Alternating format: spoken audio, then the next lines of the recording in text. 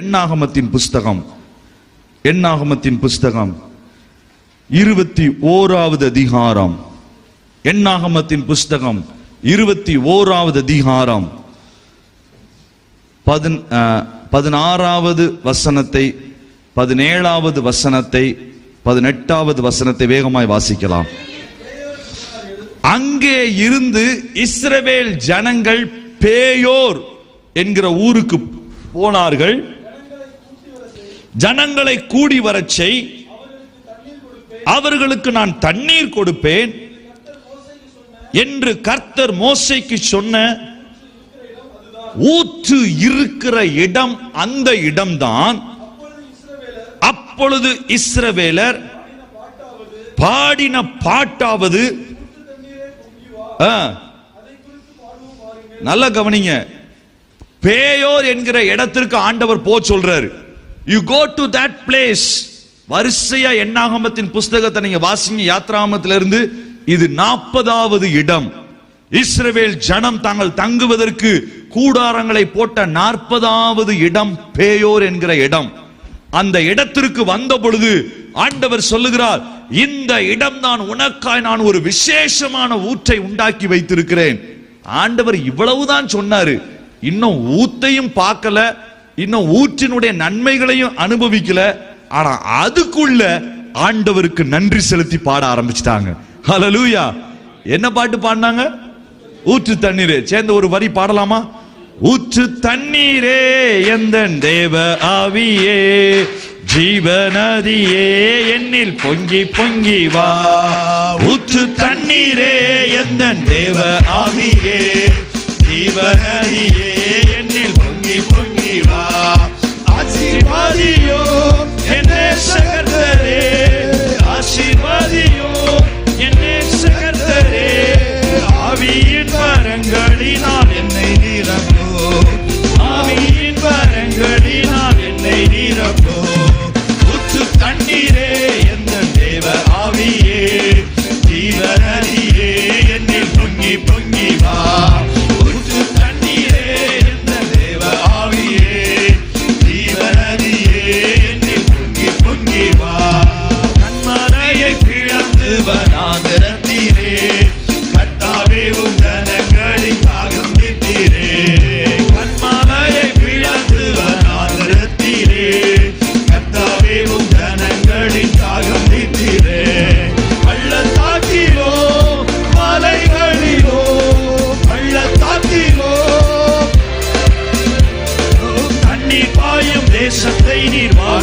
விசுவாசத்தோடே தண்ணீர் பாயும் தேசத்தை வாக்களித்தீரே.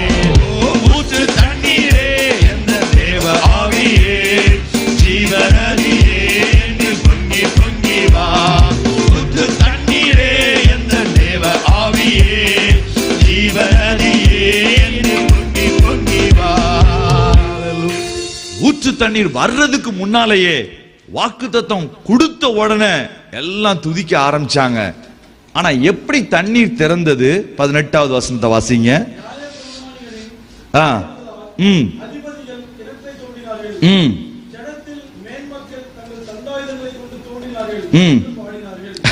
இந்த வசனம் புரிஞ்சுக்கிறது கொஞ்சம் கஷ்டமா தமிழ்ல மொழிபெயர்த்திருக்காங்க.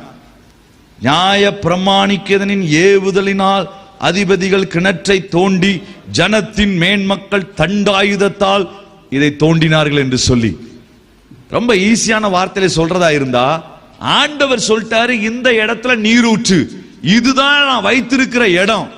இப்ப சுத்தி முத்தி தலைவர்கள்லாம் பாக்குறாங்க, எப்படிடா தோன்றது? போர் போடுறதுக்கு ட்ரில்லிங் மிஷின் வேணும், போர் போடுறதுக்கு ஒரு பெரிய ஒரு போரிங் மிஷின் வேணும். ஆனா கையில என்னதான் இருக்குது? தண்டாயுதம் மட்டும்தான் இருக்கு. தண்டாயுதம் நீங்க பாத்திருக்கீங்களா? உருண்டையா இப்படி இருக்கும், நீளமா கையில பிடிச்சு அடிக்கக்கூடிய ஒரு ஆயுதம். அதை வச்சு கிணறு தோண்ட முடியாது, அதை வச்சு ஊற்றையும் தோண்ட முடியாது. ஆனா அந்த தலைவர்கள் என்ன செஞ்சாங்க? வாக்குத்தத்தம் கொடுத்திருக்கிறது யாரு? ஆண்டவர். இந்த இடத்துல ஊற்று இருக்குன்னு சொல்லிட்டாரு, அடிடா தண்டாயுதத்தை வச்சு அடின்னு அடிச்சாங்க. அடிச்ச இடத்துல இருந்து ஊத்து வெளியில வந்துருச்சு. ஹல்லேலூயா. அதை தோண்டுவதற்கு, அதை பெற்றுக் கொள்வதற்கு தேவையான உபகரணங்கள் அவங்க கரத்துல கூட கிடையாது. ஆனா தைரியமா ஒரு காலை எடுத்து வச்சு இருக்கிறத வச்சு அடிப்போன்னு அடிச்சாங்க, கர்த்தர் தூக்கிட்டாரு. அல்லேலூயா. ஒரு சின்ன உதாரணத்தை சொல்றேன், நீங்க புரிஞ்சுக்கிட முடியும். நாங்க ஊழியம் செய்கிற இடத்துல ஆண்டவர் ஒரு குறிப்பிட்ட ஊழிய ஸ்தலத்துல அங்க போய் ஊழியம் செய்வதற்காக ஆண்டவர் அனுப்பியிருந்தார். அந்த இடம் ராம் டிகரா என்று சொல்லப்படக்கூடிய, ராம்கட் என்று சொல்லப்படக்கூடிய ஒரு இடம். அந்த ராம்கட் என்ற இடத்துல போய் நீங்க ஊழியத்தை ஆரம்பிங்க. ஊழியத்தை ஆரம்பிக்கிறதுக்கு முன்னாடி அந்த நாட்கள்ல father Bergman, pastor Joseph Balachandran, pastor Owen Roberts இவரெல்லாம் எங்களுக்கு அதிகமா உதவி செய்து கொடுத்தாங்க. அப்ப அவங்க வருவதற்கான ஒரு குருசேட் ஆயத்தப்படுத்தியாச்சு ராம்கட்ல. இப்ப அந்த இடத்துக்கு போய் அங்க இருக்கக்கூடிய ஒரு கிரவுண்ட்ல எல்லாத்தையும் ரெடி பண்ணியாச்சு. எல்லாத்தையும் ரெடி பண்ணிட்டு வந்தாச்சு. ஒரு வாரம் குருசைடு. முதல் 4 நாட்கள் ஜெம்ஸ்ல உள்ள அண்ணன் மற்ற தலைவர்கள்லாம் பிரசங்கம் பண்ணுவாங்க. கடைசி 3 நாட்கள் ஃபாதரும் பாஸ்டர் ஜோசப் பாலச்சந்திரன் பிரசங்கம் பண்ணுவாங்க. எல்லாம் ரெடி பண்ணியாச்சு, நோட்டீஸ்லாம் ஒட்டியாச்சு, எல்லாம் ரெடி ஆயாச்சு. ஆனா திடீர்னு பார்த்தா அது நடப்பதற்கு 2-3 நாளைக்கு முன்னாடி போலீஸ் டிஎஸ்பி இருந்து லெட்டர் வந்துருச்சு, இது முடியாது.